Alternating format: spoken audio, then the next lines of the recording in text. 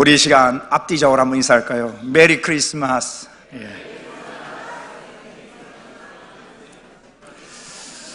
멀리 계시는 분 손을 흔들며 메리 크리스마스. 메리 크리스마스. 반갑습니다. 잘 오셨습니다. 오늘 본문은 동정녀 마리아를 통한 예수 그리스도의 탄생이 기록되고 있습니다.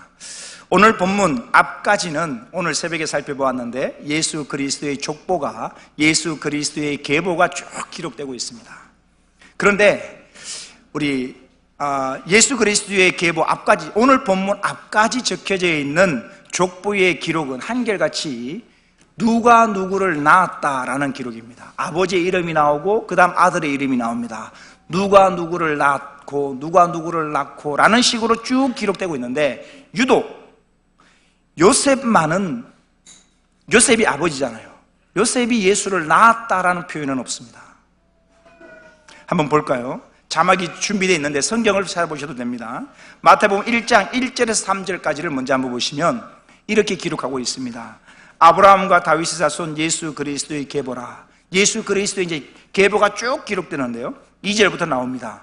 아브라함이 이삭을 낳고, 아브라함이 아버지고요, 이삭이 아들입니다.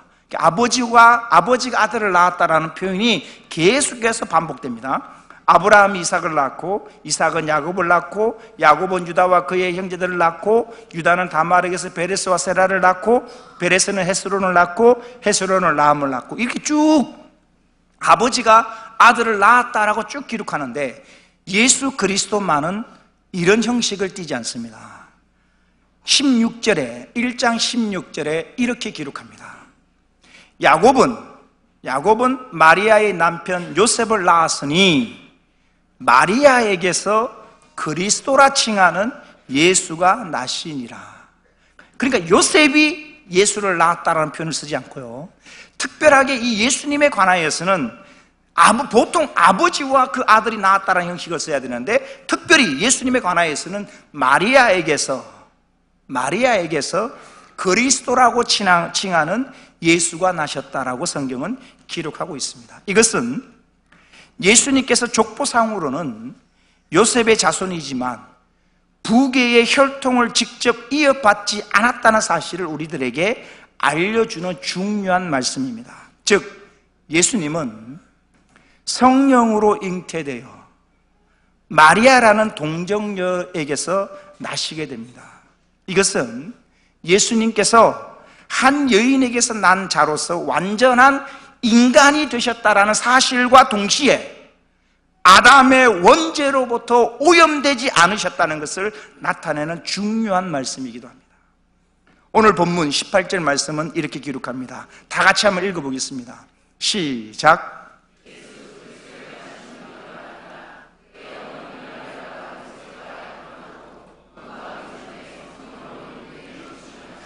예수 그리스도의 나심은 이러하니라, 이제 설명을 하는 것이죠.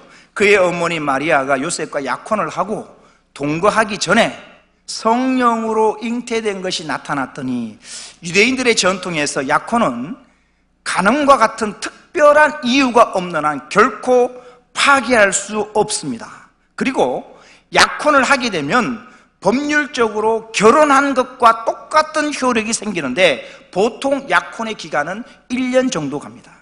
그 후에, 약혼한 이후에 정식 결혼식을 하고 나서 비로소 동거할 수 있게 된 것입니다. 당시 요셉과 마리아는 약혼은 했지만 결혼은 하지 않았기 때문에 동거는 하지 않은 상태인 것입니다. 그것을 설명하고 있는 것이거든요. 자, 18절 다시 한번 보십시오. 예수 그리스도의 나심은 이러하니라. 그의 어머니 마리아가 요셉과 약혼을 하고 아직 결혼 안 했기도 동거하기 이전에, 근데 문제가 생깁니다. 이 약혼녀가 동거하기도 전에 성령으로 잉태된 것이 나타났다는 무슨 말이에요? 배가 불렀다는 이야기입니다. 마리아에게 예수님을 잉태하게 한 성령님은 본문에서만 나오는 것이 아니라 창세기에 보면 천지창조 때 이 천지창조에 동참하셨던 그 분이 바로 성령님이십니다. 창세기 1장 1절과 2절에 이런 말씀이 있습니다. 태초에, 성경의 시작입니다. 태초에 하나님이 천지를 창조하시니라. 땅이 혼돈하고 공허하며 흑암이 깊음 위에 있고 하나님의 영, 성령입니다. 하나님의 영은 수면 위에 운행하시니라. 실제로 이 성령님은 예수님께서 공생애를 시작하시기 전에 세례를 받으실 때도 예수님께 임하셨고요, 후에 오순절에 임하여 교회를 탄생시킨 주체이기도 한 것입니다. 이 성령 하나님의 초자연적인 능력으로 말미암아 남자를 알지 못하는 동정녀 마리아를 통해서 예수 그리스도가 탄생하시게 됩니다. 다시 오늘 본문 1절을 제가 읽겠습니다. 예수 그리스도의 나심은 이러하니라. 그의 어머니 마리아가 요셉과 약혼을 하고 동거하기 전에 성령으로 잉태된 것이 나타났더니, 보십시오. 이제 약혼한 남자 요셉의 입장에서는 굉장히 곤란한 일이 생겼습니다. 약혼을 했고요, 동거하기 이전에 약혼녀가 배가 부르기 시작한 겁니다. 굉장히 곤란한 일이 생깁니다. 이 19절을 보십시오. 그의 남편 요셉은 의로운 사람이라. 이 의로운 사람이라는 말은 요셉이 하나님의 말씀을 쫓아 경건하게 바르게 의롭게 살아가는 사람이라는 이야기입니다. 그렇게 하나님의 말씀을 쫓아 살아가는 사람인데, 자 19절, 그의 남편 요셉은 의로운 사람이라 그를 드러내지 아니하고 가만히 끊고자 하여. 약혼한 남자가 있는데 약혼녀가 임신을 하여 배가 불러온 것은요, 이 당시 사회 관례에 따르면 돌에 맞아 죽을 일입니다. 그런데 요셉은 그렇게 하지 않고 떠벌리지 않고 그냥 조용히 파혼하려고 했던 것입니다. 드러냈다면 이 마리아는 공개 처형입니다. 돌에 맞아 죽어야 합니다. 그런데 이 요셉은 그렇게 하지 않고 조용히 가만히 비밀이 그냥 약혼만을 끊으려고 했던 것입니다. 자 20절 보십시오. 이 일을 생각할 때에 주의 사자가 현몽하여 이르되, 다윗의 자손 요셉아, 내 아내 마리아 데려오기를 무서워하지 말라. 그에게 잉태된 자는 성령으로 된 것이라. 여러분 20절 앞부분에 이렇게 기록하죠. 이 일을 생각할 때에, 요셉은 마리아와의 관계를 가만히 끊고자 결정을 하였지만 지금 요셉의 머릿속은 굉장히 복잡할 것입니다. 사랑하기 때문에 결혼을 하여 평생을 함께 살려고 약혼까지 했는데 지금 약혼녀가 자기도 모르는 새 배가 부른 것입니다. 배신감이 들 것이고 온갖 실망과 좌절감이 요셉의 머릿속에서 떠나지 않고 복잡하게 얽혀 있을 것입니다. 그럼에도 불구하고 이 요셉이 마리아를 드러내서 공개 처형하지 않고 조용히 끊고자 이런 생각을 하고 있을 때 주의 사자가 요셉에게 현몽합니다. 우리 마태복음에는 그냥 주의 사자라고 나와 있는데 어제 우리 성탄 전야제에 문제로 나왔죠. 이 주의 사자가 누가복음에 보면 누구라고요? 천사 가브리엘로 나옵니다. 천사 가브리엘인데 이 가브리엘 천사가 요셉의 꿈에 나타나서 이렇게 이야기를 합니다. 보십시오. 주의 사자가 현몽하여 이르되, 다윗의 자손 요셉아, 내 아내 마리아 데려오기를 무서워하지 말라. 그에게 잉태된 자는 성령으로 된 것이라. 머릿속이 굉장히 복잡한 요셉입니다. 약혼을 했고 결혼을 하려고 했는데 이 약혼녀가 배가 부른 것입니다. 어떻게 할까 고민하다가 그냥 조용히 끊기로 했지만 굉장히 머리가 복잡하거든요. 그때 주의 천사가 나타나서 이야기를 합니다. 다윗 자손 요셉아, 임신해서 배불러 있는 네 아내 마리아 데려오기를 무서워하지 마. 두려워하거나 염려하지 말아라. 주저하지 말아라. 왜냐? 그에게 잉태된 자는 성령으로 된 것이라. 지금 마리아가 임신한 것은 어떤 부정한 행동을 해서가 아니라 성령의 능력으로 된 것이다라고 천사가 알려줍니다. 그리고 계속해서 21절에 아주 중요한 말씀을 하는데요, 21절 말씀 다 같이 한번 읽어보겠습니다. 시작.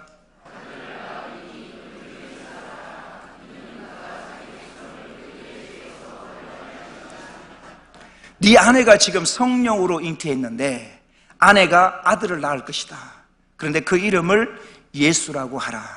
이는, 예수라는 이름의 뜻은, 이는 그가 자기 백성을 그들의 죄에서 구원할 자이심이라 하니라. 여러분, 이 예수라는 이름을 이 신약은요 헬라어로 기록이 되어 있고 구약은 히브리어로 기록이 되어 있는데, 이 예수라는 이름을 구약의 히브리어로 바꾸면 무슨 말이냐면 여호수아라는 이름입니다. 예수라는 헬라어를 이 히브리어로 바꾸면 여호수아가 됩니다. 여호수아. 이 여호수아라는 이름의 뜻이 뭐냐면 여호와는 구원이시다라는 뜻입니다. 특별히 무엇으로부터 구원인가? 죄로부터의 구원을 말하는 것입니다. 다시 본문 21절을 보십시오.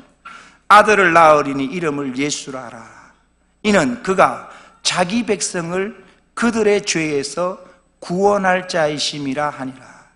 여러분, 이 21절에서 아주 중요한 단어가 나오는데요, 그가 자기 백성을 그들의 죄에서 구원할 자. 자기 백성. 그가, 예수님이 자기 백성, 자기 백성이 누구겠습니까? 예수님의 백성을 말하는 겁니다. 예수님의 백성. 이때 예수님의 백성이라는 것은 바로 예수님을 내 삶의 왕으로 또는 내 삶의 주권자로 인정하는 백성을 말하는데, 여기에는 유대인뿐만 아니라 이방인까지도 포함하여 예수님을 믿는 모든 성도들을 말하는 것입니다. 그런데 우리가 여기서 다시 깊이 생각해 봐야 합니다. 예수는 누구를 구원하는가? 예수는 그가 누구를? 자기 백성을 그들의 죄에서 구원할 자라는 것입니다. 여러분, 여기서 성경은 분명히 이야기합니다. 모든 백성을 구원할 자가 아닙니다. 자기 백성이란 사실입니다.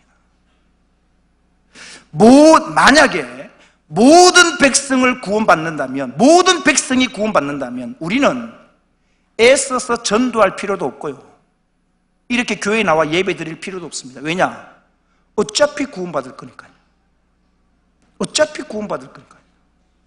그런데 기억하십시오. 모든 백성이 구원받는 것이 아니라 자기 백성, 즉 예수님의 백성만이 구원받는다는 사실입니다.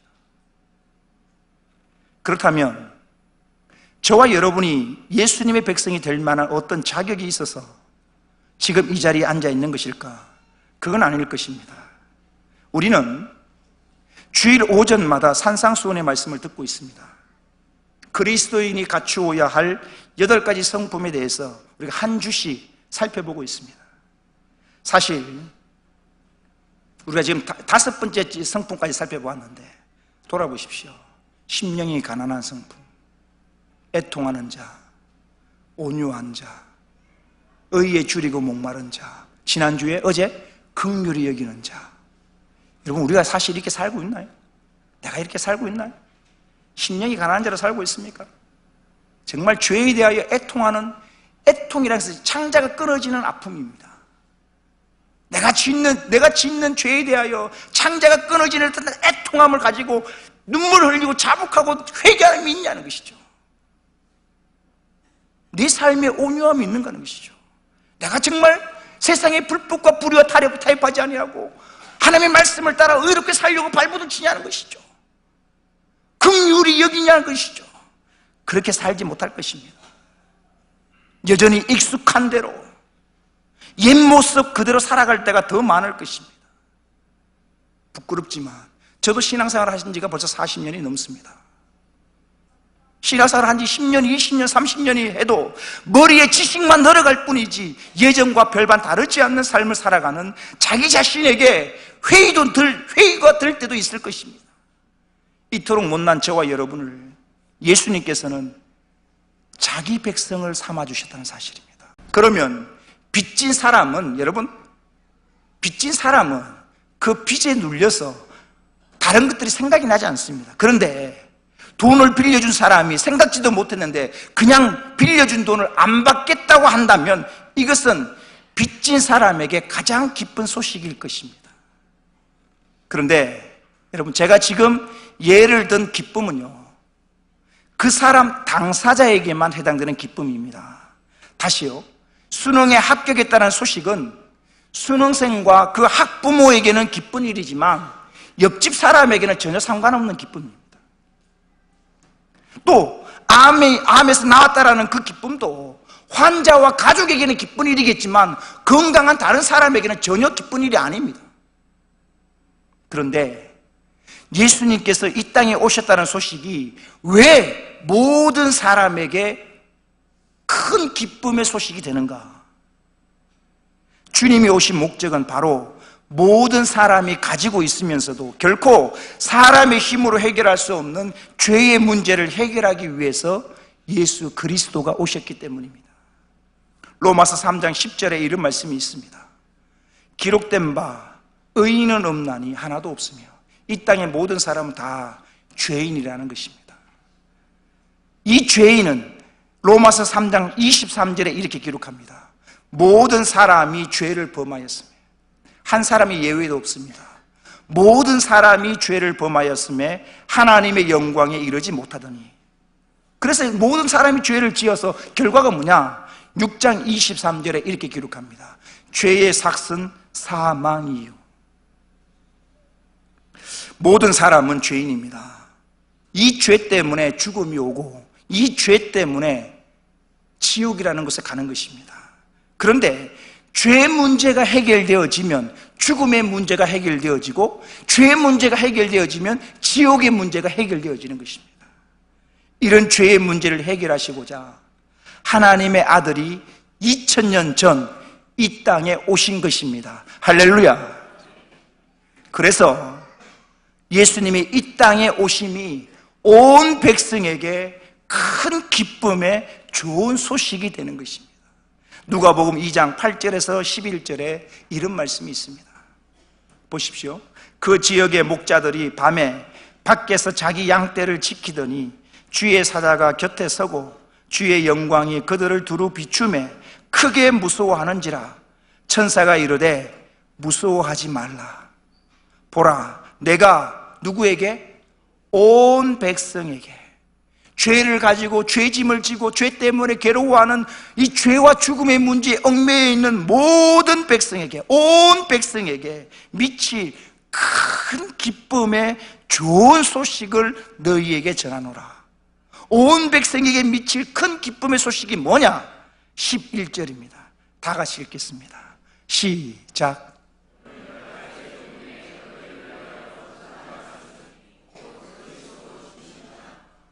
아멘.